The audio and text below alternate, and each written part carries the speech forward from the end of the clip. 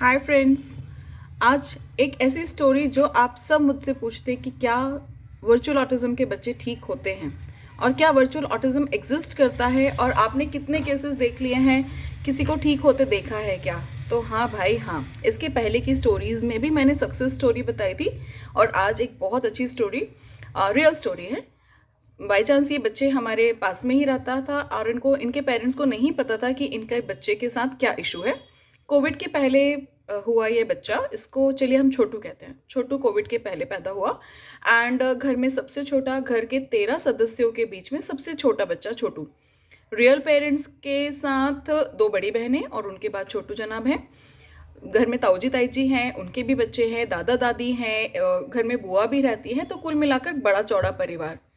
Covid आया। Covid के दौरान छोटू महाशय मुश्किल से साल सवा साल के रहे होंगे। तब तक सब कुछ नॉर्मल था, खेलना कूदना खाना पीना, बहुत अच्छा, बहुत प्यारा, बहुत सुंदर, बहुत स्मार्ट बच्चा, इंटेलिजेंट भी। कोविड के दौरान घर में सभी सदस्यों को कोविड हो गया, बचे सिर्फ छोटू और उसकी एक बहन। बच्चों को कुछ ना हो के चलते पेरेंट्स ने बच्चों को फ़ोन देना शुरू किया। स्पेशली छोटू को एक कमरे में आइसोलेट किया गया कि सबसे छोटा है, इकलौता भाई है, उसे कुछ होना नहीं चाहिए। तो फुल रिचार्ज और ऐसा कि बैटरी भी एक एक्स्ट्रा लेकर रखी हुई थी पावर बैंक के साथ कि गलती से उसका मोबाइल बंद ना हो। मम्मी पापा दोनों अलग अलग आइसोलेटेड, दादा दादी आइसोलेटेड, तो घर में 13 सदस्यों के पास 13 mobiles along with power banks. सारे घर के सदस्य मोबाइल में ही अपना समय गुजारा उन लोगों ने काफ़ी महीनों तक। उसके बाद उनको रियलाइज़ हुआ कि छोटू बोलता नहीं है, बातें नहीं करता, खाना खाना है, शुशु जाना है, नहीं बताता।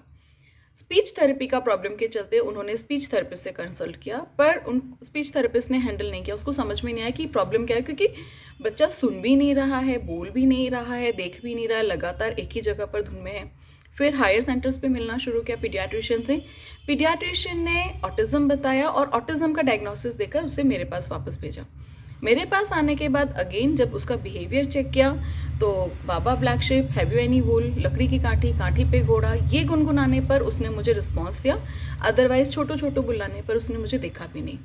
3 से 4 महीने की इंटेंसिव थेरेपी किया, कुछ होम केयर प्रोग्राम दिए। होम केयर प्रोग्राम में सबसे अहम था 13 सदस्यों का मोबाइल बंद कराना। दादा दादी की जिम्मेदारी थी कि बचपन के जो पुराने कविताएं गाने हुआ करते थे, बाल भारती में जो हम पढ़ा करते थे, हिंदी के जो गाने हुआ करते थे, कृष्ण जी के जो भजन हैं, वो आप छोटों को सिखाइए, उनमें खेलिए। घर के सारे मिरर्स बंद कर दिए गए, टीवी बंद कर दिया गया।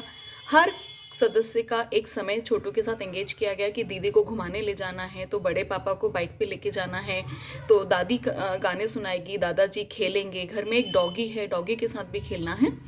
धीरे धीरे सबकी मेहनत रंग लाई। छोटू आज स्कूल में पढ़ता है। स्कूल में टीचर्स बहुत सेटिस्फाइड हैं, उसका परफॉर्मेंस बहुत अच्छा है। अभी भी डिपार्टमेंट मुझसे मिलने आता है तो बहुत अच्छे से बातें करता है। हम सभी बहुत खुश हैं।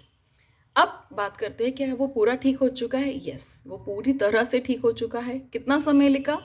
इतना समय लगा कि लास्ट ईयर दिसंबर में छोटू ने मुझसे मुलाकात की थी और मई सेशन में लास्ट टाइम वो मुझसे मिलने आया था।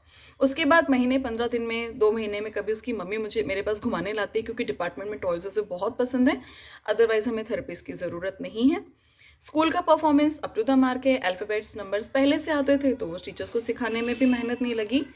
लास्ट जो एक प्रॉब्लम बचती है कॉमनली, वो है स्पीच की। छोटू की स्पीच पूरी तरह से आ चुकी है। हर तरह की बातें वो करता है। नीड बेस्ड कम्युनिकेशन कंप्लीट है, इंटरेक्शन कंप्लीट है, क्वेश्चंस वो पुट ऑन करता है। कोई बात होती है तो उस पर एक्सप्रेशंस के साथ करता है। ओ गाय आ गई है, रोटी खिला दो, ओ चोट लग गई है, देखो मुझे दवाई लगा दो। सारी बातें जैसे आप, मैं और नॉर्मल बच्चे करते हैं। जिद हर बच्चे की जैसी है।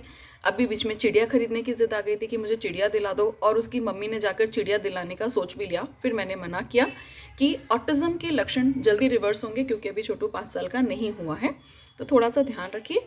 हर जिद को पूरी नहीं करना है। अब उनके घर में स्क्रीन वापस चालू हो गया है, टीवी देखते हैं सब, बट ऑफकोर्स टीवी मोबाइल से डर चुके हैं, तो सब कुछ लिमिट में आ चुका है, सीमित अवस्था में आ चुका है। फाइनली मेहनत के बाद छोटू इज ऑल परफेक्ट। तो this is about a motivation. Parents symptoms को जज कीजिए, बच्चे को जज नहीं करना है, सिम्टम्स को जज कीजिए और रिलेटिव ट्रीटमेंट सही समय पर शुरू कीजिए। सबको मेहनत करनी है। कितना समय लगेगा इसका कोई भी टाइम टेबल या पैरामीटर नहीं है। बच्चे की जितनी तकलीफ होगी, घर वाले जितनी मेहनत करेंगे, उस हिसाब से समय डिसाइड होता है। So stay safe, happy parenting.